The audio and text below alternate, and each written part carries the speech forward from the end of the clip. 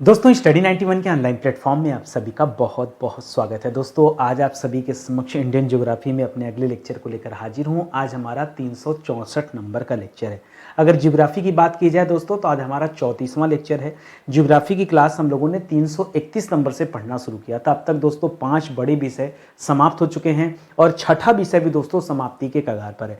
वो कौन कौन से विषय हैं? तो ancient history, medieval history, modern history, उसके बाद इंडियन पॉलिटी यानी कि संविधान और वर्ल्ड ज्योग्राफी यानी विश्व का भूगोल। ये 5 बड़े विषय हैं दोस्तों जो पूरी तरह से कंप्लीट हो गए। इन विषय में कोई भी ऐसा टॉपिक नहीं है जिस पर हम लोगों ने चर्चा नहीं किया। देखिए सीक्वेंस से पढ़ने का मजा लग रहा था। जब आप सीक्वेंस में कोई चीज पढ़ते हैं ना तो कॉन्सेप्ट क्लियर होता है, ठीक है। इसी वजह से मैं जितनी भी क्लास दे रहा हूं दोस्तों एक सीक्वेंस में बना रहा हूं ताकि कभी भी अगर आपको स्टडी करना हो तो परेशान ना होना पड़े। सभी क्लास अलग अलग प्लेलिस्ट में मौजूद हैं, आप स्टडी 91 के यूट्यूब चैनल पर आकर देख सकते हैं, ठीक है। आज की क्लास अगर आप देखते हैं तो कुल 10,920 सवाल आपके तैयार हो जाएंगे। कितने सवाल? 10,920 सवाल आपके तैयार हो जाएंगे, यानी इतने सवालों पर क्लास में हम लोगों ने चर्चा किया। लेकिन टॉपिक आप कहेंगे सर यही वाली टॉपिक तो आपने कल भी पढ़ाया था। जी हाँ दोस्तों, कोई कोई टॉपिक बड़ी होती है, जैसे नदी तंत्र के बारे में हम लोग पढ़ा गया तो काफ़ी सारे वीडियोज के माध्यम से हम लोगों ने नदी तंत्र को कंप्लीट किया। फिर दोस्तों नदियों पे बनी हुई जो परियोजनाएं थी उनसे भी संबंधित बहुत सारे वीडियोज हमने कवर किए। और अब बांध के बारे में पढ़ रहे हैं, तो बांध के बारे में मैं पहले भी आपको बता चुका हूं। आज ये बांध का आखिरी वीडियो है। एक बार इसे आपने कंप्लीट कर लिया तो दोबारा आप कुछ बांध में बचेगा नहीं, कोई कंफ्यूजन जैसा कुछ रहेगा नहीं, ठीक है। और यहाँ पर बहुत सारे सवाल हैं। ऐसे ही सवाल दोस्तों आपसे आपकी परीक्षा में पूछे जाते हैं, जैसे भारत का सबसे लंबा बांध कौन सा है, सबसे बड़ा बांध कौन सा है, सबसे पुराना बांध कौन सा है, आर्क बांध के प्रकार कितने होते हैं, तो आर्क बांध या गुरुत्वीय बांध क्या अंतर होता है इन बांधों में, ठीक है। बैराज बांध किसे कहते हैं, भारत का सबसे छोटा बांध कौन सा है, भारत का सबसे पुराना बांध कौन सा। इस तरह से बहुत सारे सवाल जो हैं आपसे आपकी परीक्षा में पूछे जाते हैं। आज की क्लास अगर आप देखेंगे तो इन सभी सवालों को आप जान पाएंगे, समझ पाएंगे। एक चीज और याद रखिएगा, स्टडी 91 के जो कोर्स थे वो एक नए एप्लीकेशन पर शिफ्ट कर दिए गए हैं जिसका नाम है स्टडी 91 ऑफिशियल, ठीक है। और इस एप्लीकेशन पर बहुत कम प्राइस में कोर्सेज लॉन्च किए गए हैं, 200, 250, 300, ठीक है। इस प्राइस में दोस्तों नए नए कोर्सेज लॉन्च किए गए। आप चाहें तो इन बैच को आप ज्वाइन कर सकते हैं, ठीक है। आइए स्टार्ट करते हैं और आज अपनी क्लास को पढ़ना आरंभ करते हैं। बहुत ध्यान से आप पढ़िएगा, एक एक सवाल आपके लिए इंपॉर्टेंट है। पहला सवाल दे रहा है कि भारत का सबसे ऊंचा बांध कौन सा है, ठीक है। लंबा नहीं बताना दोस्तों, क्या बताना है? सबसे ऊंचा बांध कौन सा और ये किस नदी पर बना हुआ है। और ऊंचाई मतलब अब ऊंचाई आप समझिए 260 मीटर ऊंचा है, ठीक है। अगर मैं इसकी ऊंचाई की बात करूं तो यह बांध कितना ऊंचा है दोस्तों? 260 मीटर ऊंचा है। कोई भी चीज जितना ऊंचा होता है उसमें 3 का गुणा कर लीजिए। अगर मान लीजिए इसको मैं 250 मानता, 3 का गुणा करते तो फिट में पहुंच जाता लगभग आंकड़ा, तो 750 फीट, 25 तियां 75, एक जीरो लगा देंगे, 750 फीट। आप समझ सकते कितना ऊंचा बांध होगा, 750 फीट, भाई मायने रखता है, ठीक है। और ये किस नदी पर बना हुआ दोस्तों? ये भागीरथी नदी पर, भागीरथी नदी पर बना हुआ बांध है। इस बांध का नाम क्या दोस्तों? इस बांध का नाम है टिहरी बांध। क्या नाम दोस्तों? इस बांध का नाम है टिहरी बांध। आपने कई बार पढ़ा होगा तो याद रखिएगा, यह भारत का सबसे ऊंचा बांध है। और टिहरी दोस्तों एक जिला भी है। यह कहां पर है दोस्तों? उत्तराखंड राज्य में है। तो यह भी लोकेशन भी याद रखिए दोस्तों कि यह किस राज्य में स्थित है टिहरी बांध, तो क्या बताएंगे? उत्तराखंड में स्थित है। यह आपका पहला सवाल था। दूसरा सवाल है भारत का सबसे बड़ा बांध कौन सा है, ठीक है। ये तो ऊंचा हो गया। अब बड़ा बांध कौन सा दोस्तों? देखिए बड़ा अलग है और लंबा अलग है। अगर बड़े बांध की बात करें तो दोस्तों आप याद रखिएगा भाखड़ा नांगल बांध। भारत का सबसे बड़ा बांध कौन सा दोस्तों? भाखड़ा नांगल बांध, ठीक है। भाखड़ा नांगल बांध जो है दोस्तों ये सबसे बड़ा बांध है, ठीक है। क्षेत्रफल वगैरह के मामले में अगर आप बात करेंगे दोस्तों, यहां पर एक चीज और बता दूं आपको, भाखड़ा और नांगल ये 2 अलग अलग बांध है, ठीक है। ये जो भाखड़ा और नांगल है ना, ये क्या है दोस्तों? ये अलग अलग बांध है, ठीक है। लेकिन अब आकार इनका इतना बड़ा है कि दोनों को एक साथ सम्मिलित रूप से हम लोग जो स्टडी करते हैं। और अगर बात करें हम इसकी ऊंचाई की, तो इसकी ऊंचाई दोस्तों कम है। इसकी ऊंचाई है दोस्तों 225 मीटर। कितना ऊंचा है दोस्तों? 225 मीटर उतना ऊंचा बांध है, जबकि इससे ज्यादा तो टिहरी बांध है। लेकिन दोस्तों आकार में बड़ा है, बहुत बड़ा बांध है, ठीक है। तो इस वजह से दोस्तों आप इसे याद रखेंगे। किस नदी पर दोस्तों यह बांध बना हुआ है, तब क्या बताएंगे? यह बांध जो है यह सतलज नदी पर बना हुआ है। किस नदी पर दोस्तों? सतलज नदी पर। यहीं सतलज भी और यहीं पर ब्यास नदी भी है, ठीक है। यह सतलज ब्यास के संगम पर बना हुआ है और यहीं पर हरिके बैराज भी बनाया गया है, ये तथ्य भी आप याद रखेंगे। अगला सवाल देखिए, कर भारत का सबसे लंबा बांध कौन सा? सबसे लंबा बांध कितनी लंबाई है सर इसकी? सबसे लंबा जो बात कर रहा है इसकी लंबाई कितनी है? तो याद रखेगा 25 किलोमीटर लंबा, ठीक है। वैसे जो मुख्य बांध की लंबाई हो 5 किलोमीटर के आसपास है, लेकिन बांध की कुल लंबाई जो है वो दोस्तों 25 किलोमीटर है। ये मैं किस बांध की बात कर रहा हूं दोस्तों? ये मैं बात कर रहा हूं हीराकुंड बांध की। किसकी बात कर रहा हूं?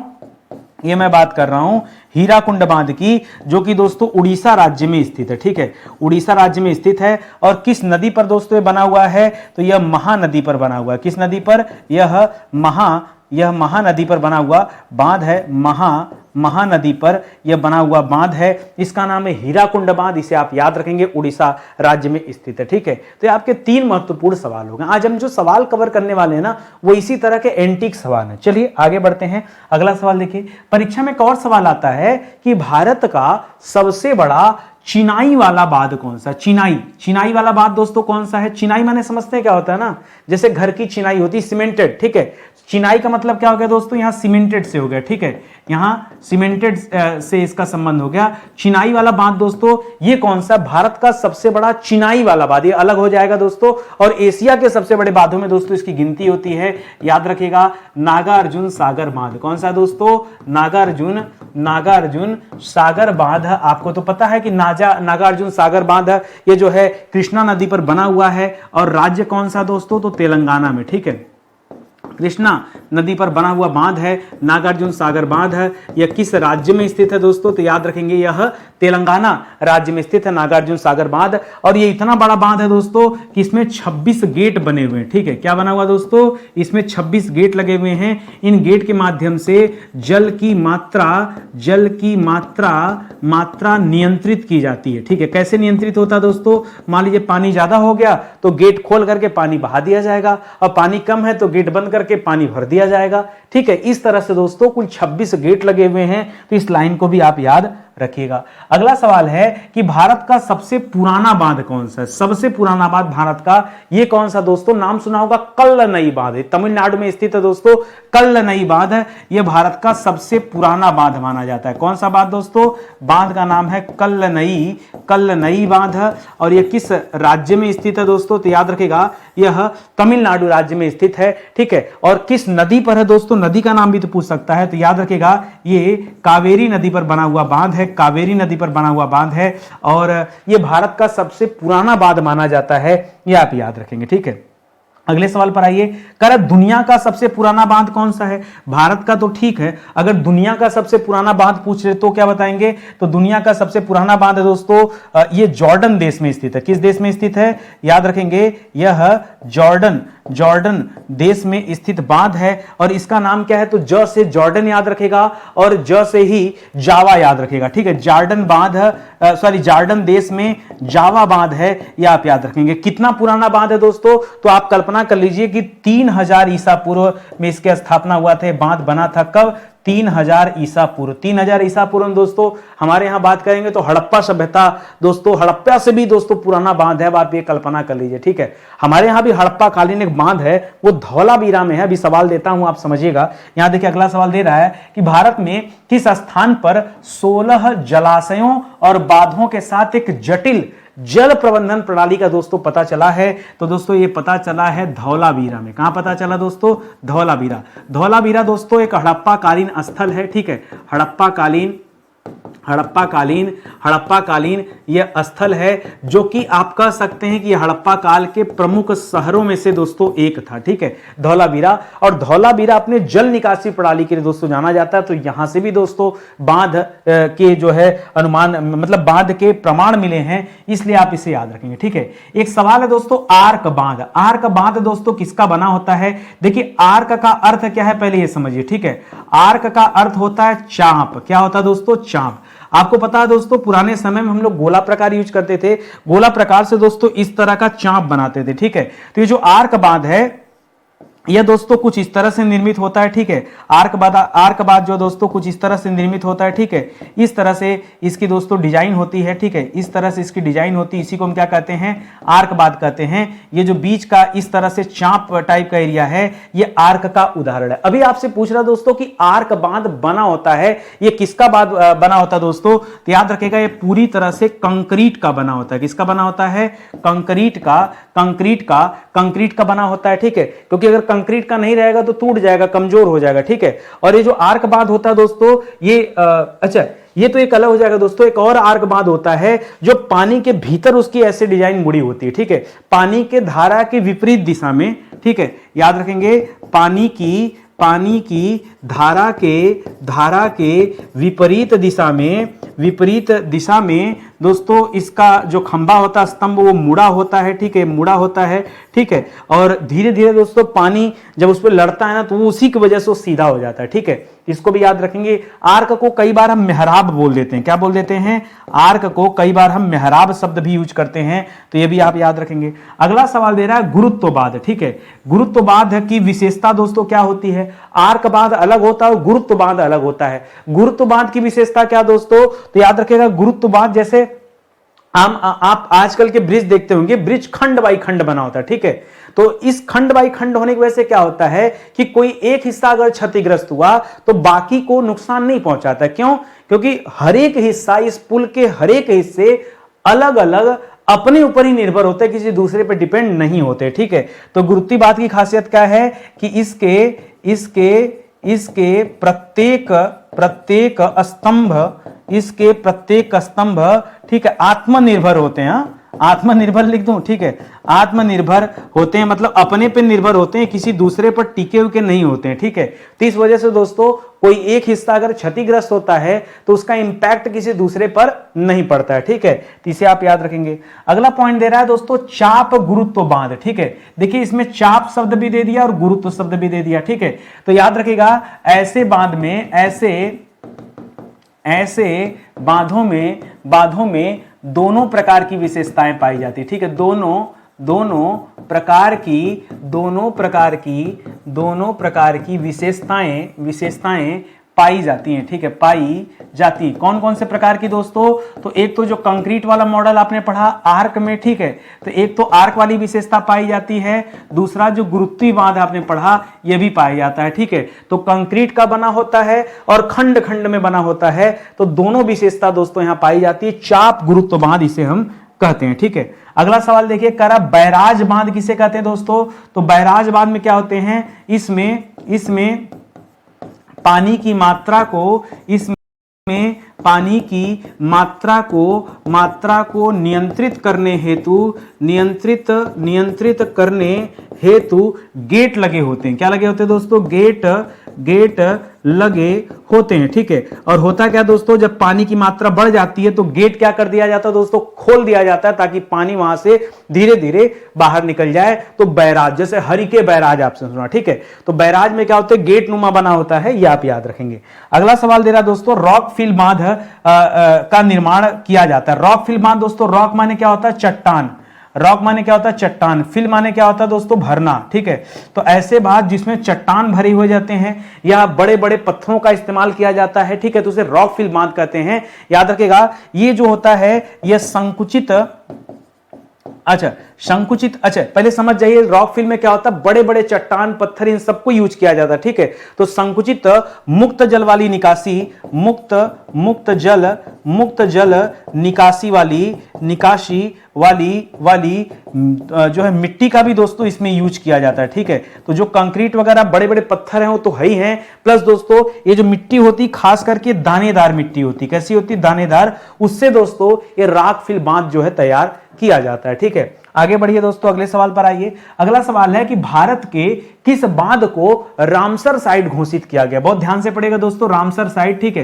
रामसर साइट किसे घोषित किया गया, आपको यह बताना है। भारत का कौन सा बांध है जिसे भारत सरकार ने रामसर साइट घोषित किया, और यह रामसर साइट घोषित किया गया आई थिंक 2021 में, बहुत बाद में हुआ दोस्तों, अभी रिसेंट में हुआ। तो कौन सा बांध है जिसे रामसर साइट घोषित किया गया, ये जो आपने सबसे लंबा बांध पढ़ा था ना, हीराकुंड बांध, किसे पढ़ा था, हीराकुंड बांध, जो कि सबसे लंबा था। लंबाई कितना पड़ा था, 25 किलोमीटर किलोमीटर, कितना लंबा था दोस्तों, यह बांध 25 किलोमीटर लंबा था, ठीक है। इसे ही दोस्तों रामसर साइट जो है एक शायद 21 में रखा गया था और 23 में घोषित हुआ है, ठीक है।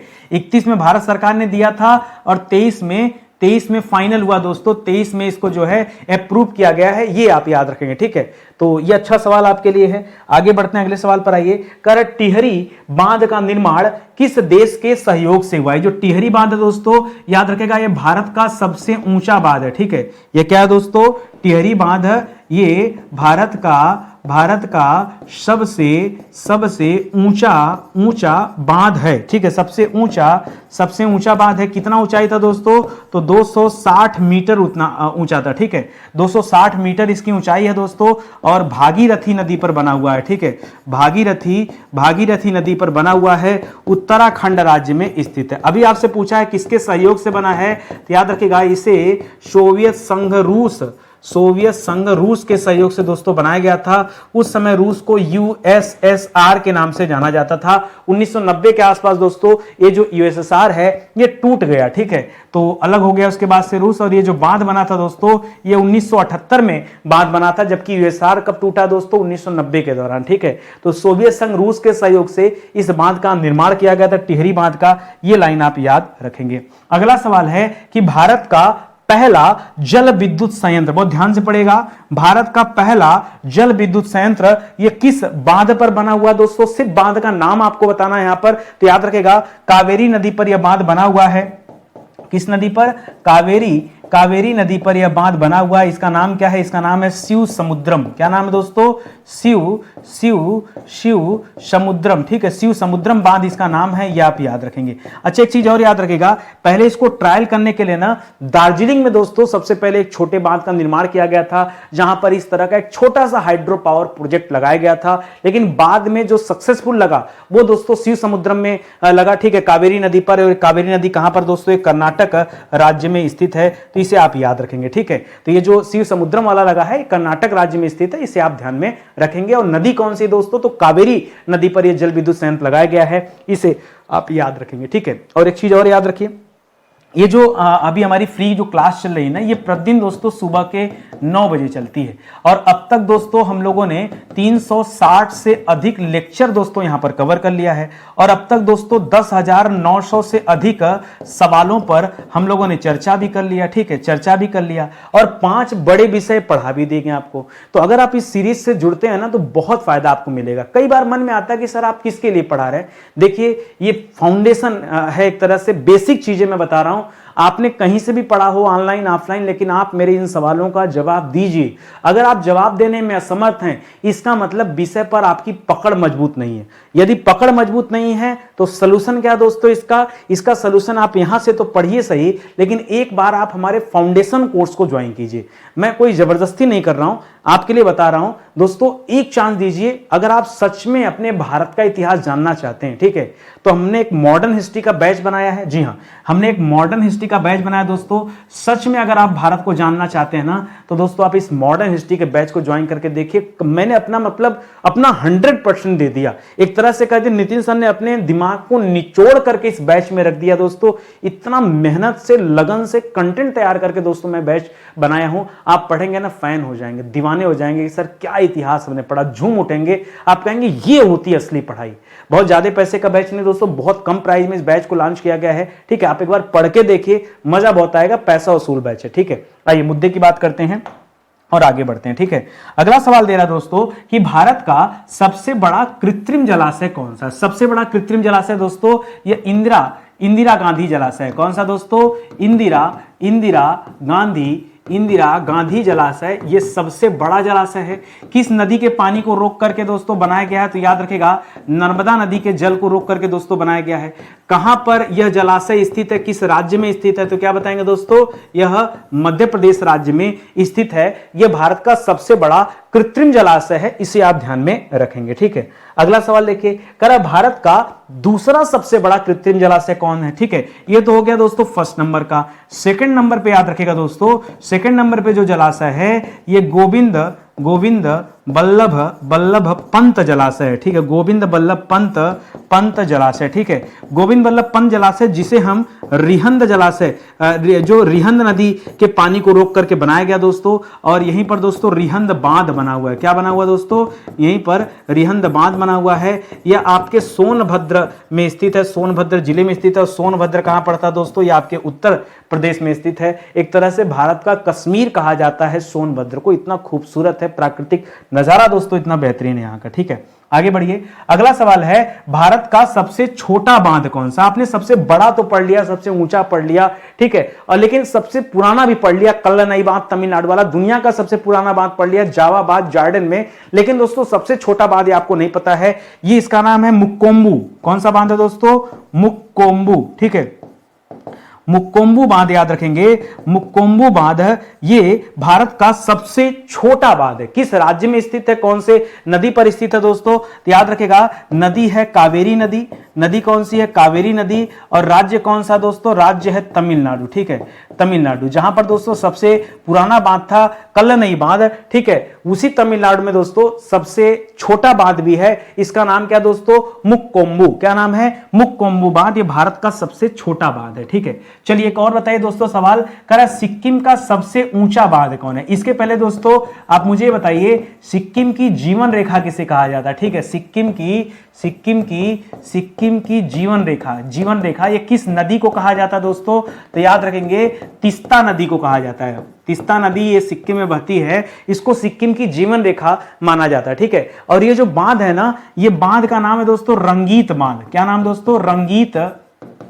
रंगीत बांध। रंजीत मत बोलिएगा दोस्तों, ग लगाइएगा, ग, रंगीत बांध, ठीक है। और किस नदी पर बना दोस्तों? तो जो नदी है ना उसका नाम है रंजीत, ठीक है, रंजीत नदी पर यह बना हुआ है। और रंजीत नदी दोस्तों कहां है? यह सिक्किम में बहती है, तो इसे आप याद रखेंगे, ठीक है, रंगीत बांध। लेकिन एक सवाल और दोस्तों पूछता है, जहां पूरा तरह से कंफ्यूज जाते हैं।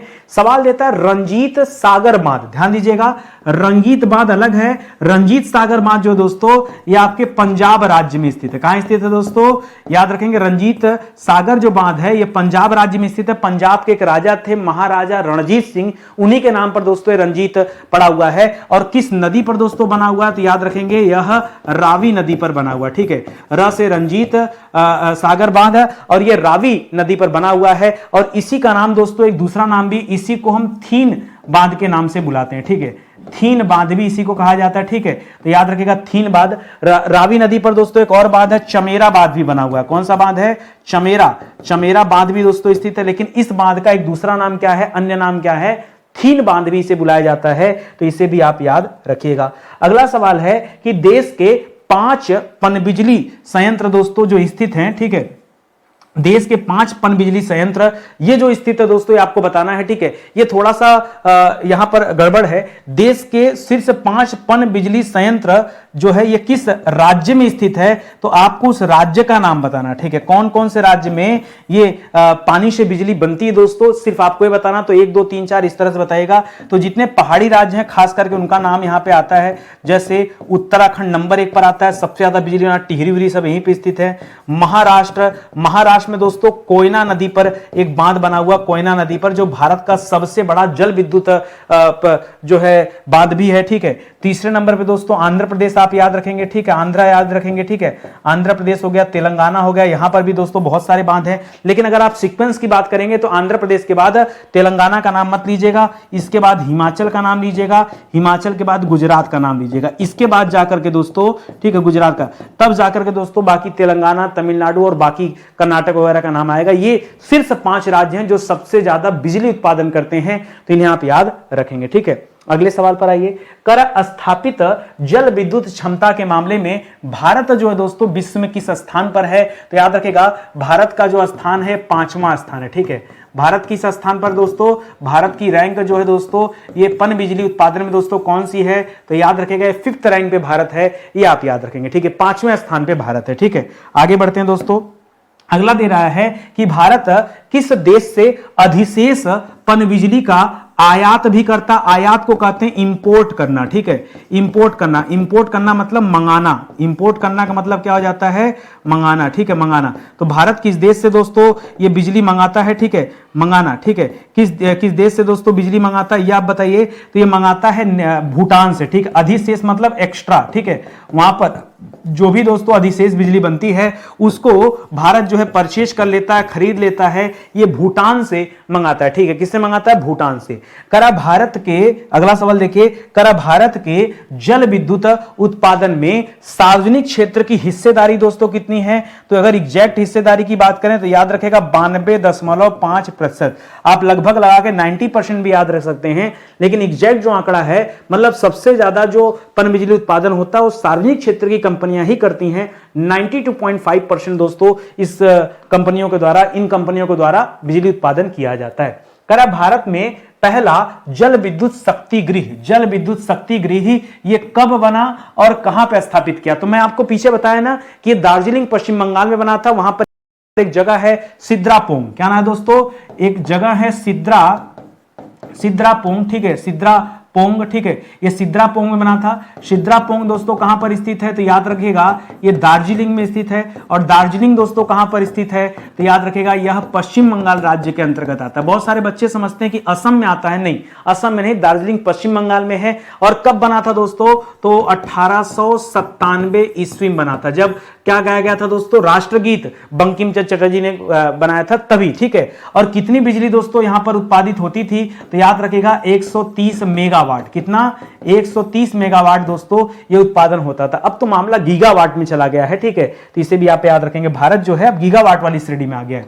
करा दुनिया में उत्पादित समस्त नवीकरणीय मतलब क्या होता है, जो एनर्जी समाप्त नहीं होती, जैसे पानी से बिजली बनना खत्म नहीं होगा, हवा से बिजली बनना खत्म नहीं होगा, सूरज से बिजली बनना समाप्त नहीं होगा, तो इस सभी को नवीकरणीय में रखा जाता है, ठीक है। तो कह रहा दुनिया में उत्पादित समस्त नवीकरणीय बिजली का कितना प्रतिशत जल विद्युत से दोस्तों प्राप्त होता है तो 71%, ठीक है, 71% एग्जैक्ट याद रखेगा। ये पूरे दुनिया में जितनी बिजली बन रही है, भाई हर देश बिजली का यूज कर रहा है, ठीक है, तो जितनी बिजली बन रही है वो बिजली दोस्तों 71% पानी से बन रही है, ठीक है, 71% दोस्तों ये पानी से बिजली बन रही है, ये आप याद रखेंगे। कहा दुनिया का सबसे बड़ा जल विद्युत उत्पादक देश कौन से दोस्तों, तो नंबर 1 पर तो देखिए चीन का नाम आता है, नंबर 1 पर कौन आता है, चीन। दूसरे पर अमेरिका आता है, पहले नंबर पे कौन आता है दोस्तों, चीन आता है।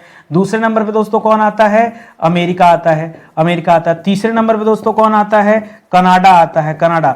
चौथे नंबर पे कौन आता है, ब्राजील आता है, ठीक है, ब्राजील। और 5वें स्थान पे कौन आता है तो आप जानते हैं दोस्तों 5वें पे भारत आता है, ठीक है। तो ये शीर्ष 5 स्थान दोस्तों याद रखेंगे। रूस उसका नंबर दोस्तों भारत के बाद में, ठीक है, रूस भारत से कम मात्रा में जल विद्युत उत्पादन करता है, ये भी आप याद रखेंगे। तो कम से कम 5-6 ये आपको पहला पता होना चाहिए, भारत का याद रखिए, 1, 2, 3 और 5 इतना याद रखिए। चौथे नंबर पर याद रखें या ना रखें वो कोई बहुत आवश्यक बात नहीं है।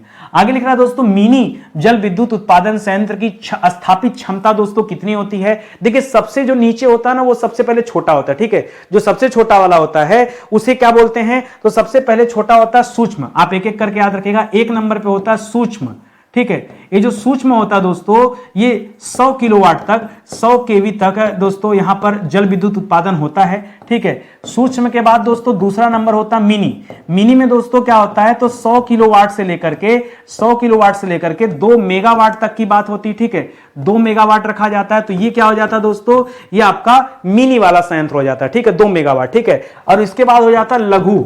लघु में क्या हो जाता है दोस्तों तो लघु में 2 मेगावाट से लेकर के 25 मेगावाट तक जाते हैं, ठीक है, इसको लघु संयंत्र कहते हैं। तो हमसे क्या पूछा दोस्तों, हमसे पूछा मिनी। मिनी मतलब ये वाला पूछा है, तो यहां 100 से अधिक करिएगा, मतलब 101 बोल दूं, 100 बोलना ठीक नहीं, 101 किलो वाट से लेकर के यहां पर 2 मेगावाट की आप बात कीजिएगा। ये जो स्थापित क्षमता होती किसकी होती है, ये मिनी जो है जल हाइड्रो इलेक्ट्रिक प्लांट होते हैं दोस्तों, ये आप याद रखेंगे, ठीक है, जल विद्युत प्लांट मिनी बोलते हैं इसको, ठीक है। तो ये सारे तथ्य आप याद रखेंगे। और बाकी सूक्ष्म वाले को क्या बोलते हैं दोस्तों, सूक्ष्म वाले को स्मॉल कहा जाता है, ठीक है, स्मॉल कहा जाता है। इसे क्या कहा जाता है दोस्तों, इसे मिनी कहा जाता है, ठीक है, तो इसको भी याद रखेंगे। ये स्मॉल बल्कि मत कहिए स्मॉल, तो इसको लघु को कहा जाता है, ठीक है, स्मॉल लघु को कहा जाता है, इसको मिनी कहा जाता है, सूक्ष्म इसको माइक्रो कहा जाता है। क्या कहा जाता है? माइक्रो। ठीक है, तो ये सारे तथ्य आप यहां पे ध्यान दीजिएगा। अगला है कि भारतीय जल विद्युत उत्पादक कंपनियों द्वारा अन्य किन देशों में